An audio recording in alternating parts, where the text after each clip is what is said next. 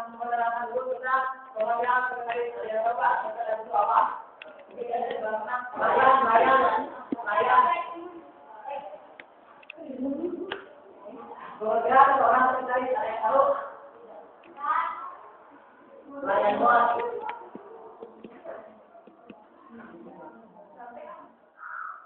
Ya, terkait dengan itu buat tadi ya maksudnya rahasia dia yang sebenarnya orang yang berkenan orang yang berkira perusahaan menjaga rahasia sendiri bisa diambil juga kalau kita itu adalah orang yang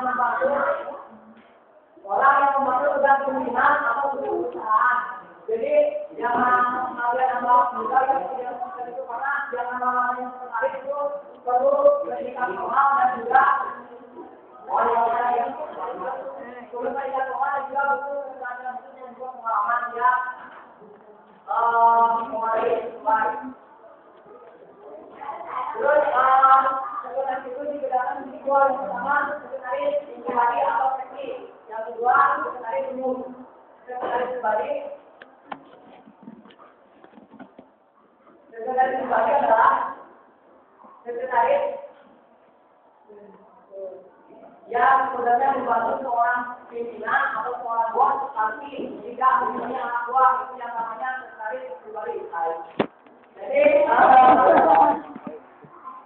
yang menjadi itu tidak memiliki anak buah, jadi tidak bisa memiliki orang lain, hanya menjalankan perintah dari seorang pimpinan. Terus yang kedua sekretaris umum atau sekretaris umum atau sekretaris eksekutif. Jadi ada yang membantu administrasi atau lebih dan memiliki anak buah. Jadi sekretaris umum itu memiliki anak buah dan biasanya itu sebagai sekretaris dalam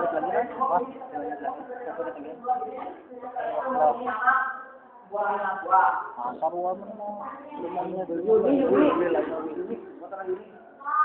Ya, kemudian dia tugas seorang sekretaris jadi tugas seorang sekretaris itu ada 4. Yang pertama eksekutif, tugas khusus, tugas kreatif, dan tugas untuk kerjasama. Yang pertama tugas rutin adalah tugas yang biasanya yang dikerjakan sehari-hari tanpa ada tugas khusus dari pimpinan. Jadi tugas yang selalu dikerjakan setiap hari tanpa disuruh oleh pimpinan seperti membuka atau menerima telepon, menerima tamu. Nah itu tugas rutin seorang sekretaris. Terus yang kedua tugas khusus ini adalah tugas yang memerlukan perintah khusus dari pimpinan atau membutuhkan pertimbangan dan pengalaman yang dimiliki sekretaris. Tugas ini seperti tugas yang ketika kita mengadakan kerjasama dengan orang lain, jadi pimpinan langsung memberikan tugas kepada kita. Itu yang dinamakan tugas khusus. Yang ketiga tugas kreatif. Tugas yang muncul dari inisiatif atau pemikiran itu sendiri tanpa untuk mempermudah pekerjaan seorang pimpinan. Jadi tugas ini harus kreatif dalam cara menata ruangan atau ketika dunia datang misalkan soal itu juga masuk tugas kreatif.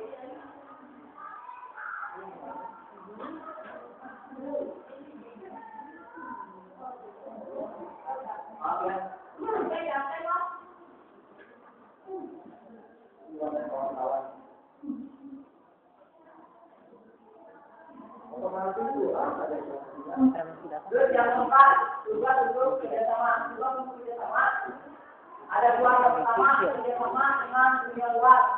Terus yang kedua kerjasama di bidang atau di dalam organisasi. Jadi kerjasama dengan dunia luar.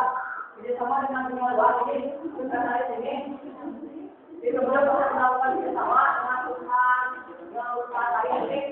Ini sekretaris ini ditugaskan menjadi seorang atau seseorang yang menghubungkan antara pimpinan dengan bos dan dengan perusahaan lain. Jadi itu kerjasama dengan dunia luar. keluar.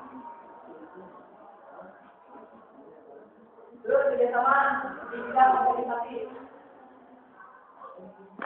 Kerjasama di bidang organisasi merupakan hal yang paling utama, yaitu hubungan antara sekretaris dengan pimpinan perusahaan. Dan kegiatan sekretaris dalam organisasi, di antaranya yang pertama di kajian atau sekretaris ini harus mampu menulis ketika dicek dengan catatan seperti kalau kita yang di itu tengok. Jadi harus cari-cari dalam berusaha dan menulis dalam membuat kesimpulan.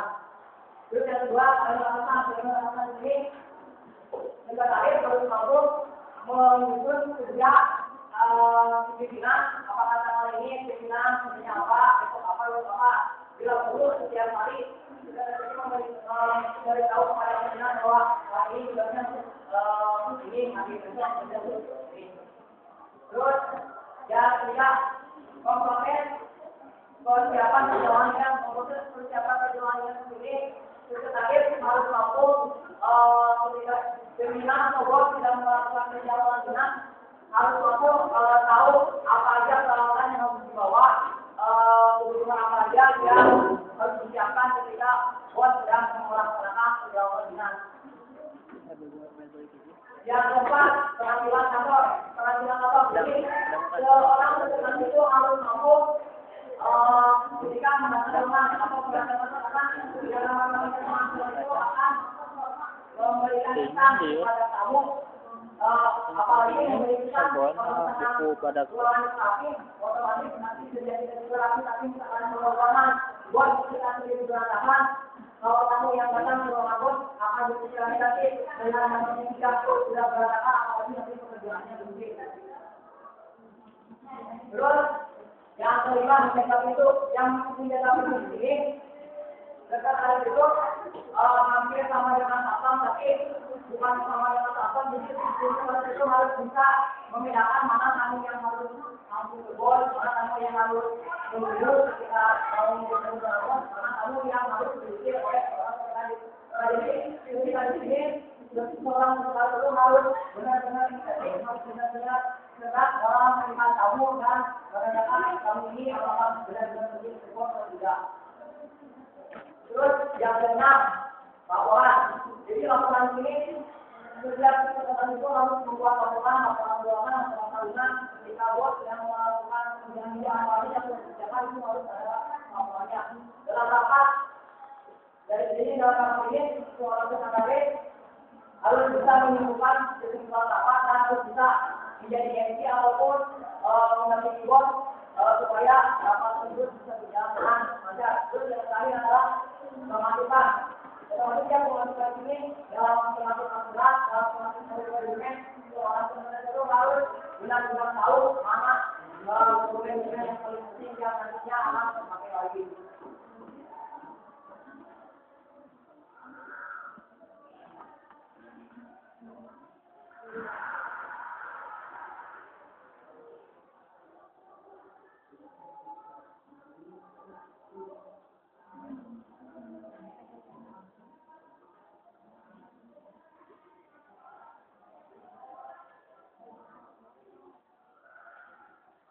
Dan mungkin ini yang terakhir.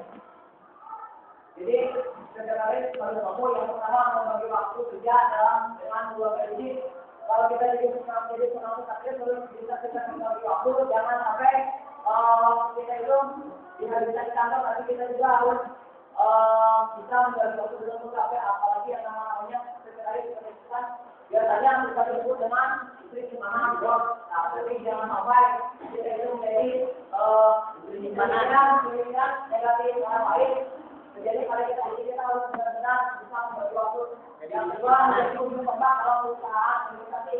Jadi ujung tombak ini sangat-sangat penting dalam seluruh pekerjaan bos. Jadi dengan adanya sekretaris pekerjaan bos jadi lebih mudah.